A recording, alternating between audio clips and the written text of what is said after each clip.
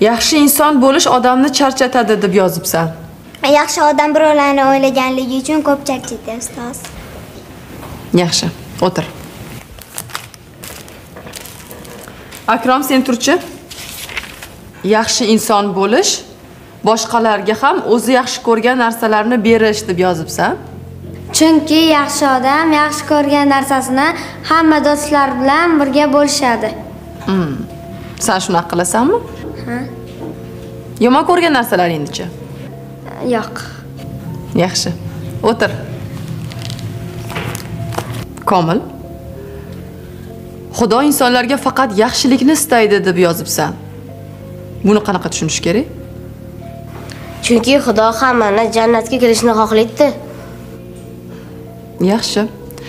Agar shuni xohlasa, nima uchun hammamizni shunchaki jannatga kiritib qo'ya qolmaydi?